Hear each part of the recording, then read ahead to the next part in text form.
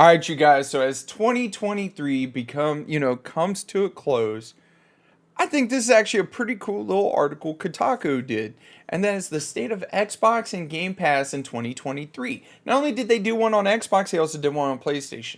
But today we're covering the big green guy behind me, Xbox, aka Microsoft. So you guys, don't forget, mash that like button, comment down below, and subscribe, and let me know what you think about this Kotaku article. It's pretty cool. Let's get into it.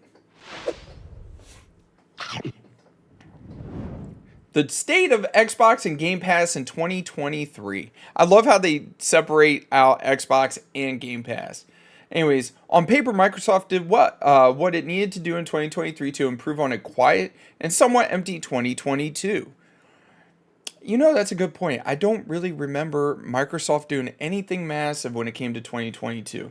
But it also enacted layoffs and took some public beatings in court as it tried to become even bigger. We're going to talk about that later on in the article. In 2022, I said Xbox had a chance of making 2023 a big year if it could release some games, support Game Pass, and keep up the momentum throughout the whole 12 months. Yeah, they did that. And with a few exceptions, Microsoft did just that in 2023, releasing some big games for its ever important Game Pass subscription service, and officially acquired Activision Blizzard, posting Xbox to have a bigger 2024. Though that might come at a cost. After a quiet 2022, Xbox brings these games. Brings the games. Let's get to the best news for folks who own an Xbox and want big news in the games. Array of brands, blah, blah, blah. In 2023, the company was able to ship Redfall, which I don't see. I know I got some flack. They're like, oh, there's, I posted an article that, I think it was GameSpot ran, talking about Redfall and how, it's $5 at GameStop. And there was a couple people that were angry that I was still hating on Redfall, even though it's an okay game now, which it should have never shipped in that, condition. So Redfall, garbage. Forza Motorsports, I'm not big when it comes to that thing. Starfield ain't nothing more than Skyrim in space. Hi-Fi Rush, I've heard nothing but amazing things about. Minecraft Legends, I have no idea. A fantastic remaster of Quake 2, which I played the original Quake 2, which was a lot of fun. Forza Horizon 5, and of course, large Halo Infinite updates. I'm not going to lie, that list is very lackluster in my opinion. And of course, we continue on. And also, finally able to bring Bethesda's Ghostwire Tokyo exclusively. Previously a PS5 exclusive to Xbox and Game Pass. Like I said, a very lackluster game list, in my opinion, for some of the titles that Microsoft actually owns and has in the repertoire. And all you can really give us, like I said, I've heard nothing but good things about Hi-Fi Rush. Starfield, I'm not interested in. Yeah. Forza, Redfall, a failed game, Quake 2, anyways. Even if you are a big fan of these games, looking at you, Redfall, they're only putting that into save face, even though they started it off with Redfall. There's no denying that the company, compared to last year's first party lineup, 2023 was a banner year for Xbox Game Studios and Microsoft-owned Bethesda. I would beg to differ on that because they released Starfield and it went up and then it came right back down and didn't really do much. On top of that, they were the ones that shipped out Redfall in a very lackluster condition. This is all good from Microsoft, as one of the big selling points of Game Pass is a consistent flow of new games, which, that is a good thing because Game Pass, in order to keep people on, you have to release new games. Now, the one thing I have to give Microsoft that Sony does not do, and that is their first-party games, day one, are launched on Game Pass. Where Sony, they do not do that with PlayStation Plus or whatever it's called. It felt like Xbox wasn't able to fulfill that order, relying heavily on third-party games to fill in a Game Pass cracks left behind by delaying Starfield and Redfall. Wait, Redfall was delayed? It was that bad? Yeah. Yeah, don't at me. I'm still hating on it. Yeah, every few months in 2023, a big new game, often a first party title, joined Game Pass's large library. Okay, you know, you do kind of got to give them that. Despite the improved flow of first party exclusives, Microsoft didn't stop cutting deals to get third party games on Game Pass in 2023, which leads us into Game Pass was once again the best deal in gaming, which I still feel PlayStation Plus is only because like they offer a lot of games on there, whether it's indie games or what have you. When it comes to awesome day one releases, 2023 might be one of the best years in Game Pass history. Here are just some of the games that are able to snag as day one launches on its popular subscription service: Sea of Stars, which was also on PlayStation; Lies of P, which I'm kind of jealous about that one because I kind of want to play it. Cocoon, Justin, City Skylines 2, Persona 5 Tactics, Coral Island, Like a Dragon, Lightning, blah, blah, blah. I mean, it's got a decent little lineup day one third party games. That's a lot of games. Again, it's not a fan of all of these, but it's impossible to say Game Pass wasn't consistently updated with new stuff to play, much of which was excellent. I count at least 4 games there that would be a lot of people's Game of the Year list. Man, he doesn't know me, does he? Anyways, continuing on. The subscription service has been such a runaway success for Xbox that in 2023 it killed the long-running Xbox Live brand, which is kind of sad that they basically did away with Xbox Live, all for Game Pass, and replaced it with a new $1 cheaper tier called Game Pass Core. So Game Pass Core is basically the equivalent to Xbox Live. However, with these games also comes something less desirable, a price increase. In July, Microsoft increased the prices of Game Pass from $10 to $11 worldwide, and also increased the Game Pass Ultimate from $15 to $17. Okay, this is a sign that that while Game Pass is popular, it's no longer growing endlessly. With Xbox CEO Phil Spencer admitting that as much as earlier this year. So with that service hitting a ceiling and unable to grow its user base, the company will seek to raise prices to squeeze more out of the folks it has. Well, like I said, if they would release good like games that really captivate me and really pull me in, because they got a lot of really good IPs that they don't capitalize on. Instead, you push out, driving simulators because Forza. I feel like Forza is releasing a new game like every year almost, if not every other year. And don't get me wrong, there's an audience for that, but it's not going to captivate me. You know what I want? I want another Gears of War. You know what I want? I want other games that fall under similar categories. Like, I want a really good action game, a really good first player experience game. Now, don't get me wrong, they did get Lies of P on there, but I'm not an Xbox Game Pass subscriber, so it is what it is. Here's something that I feel is going to hold back the Xbox period end of story is the Series S. If you don't know, the Series S is like, it only has like maybe 3/4 of the capability or 2/3 of the capability of the Series X. And one thing that Microsoft's doing is they're making all these publishers to agree that they will launch these games, GTA, stuff like that, and be able to play them on the Series S.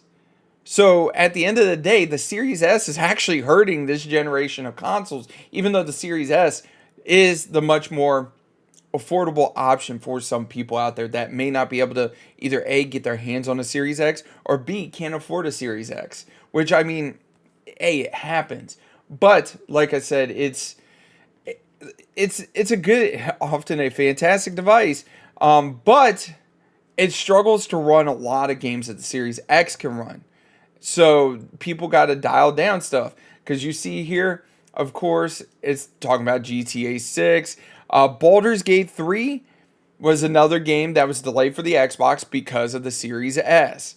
I'm not going to dive into that part of the article, but that's just something to think about, is that the Series S is going to hold back Xbox period end of story. And it's only because it's not as powerful, and they got to reduce the power on it in order to make it affordable. It is what it is. Anyways, the next part of this article is going to be talking about Xbox, Activision, and the future of Game Pass. Without a doubt, the biggest news for Xbox in 2023 is the official acquisition of Activision Blizzard King, aka the company behind Call of Duty, World of Warcraft, and Candy Crush. And much more. It takes longer to.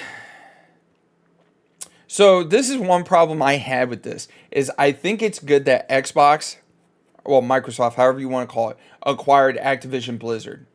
Only because it kind of puts Sony on their back foot. But with them putting Sony on their back foot, it kind of screws the pooch a little bit. Because at the end of the day, guess what Sony's going to do? Sony's going to acquire more studios like they did with Bungie. Guess what?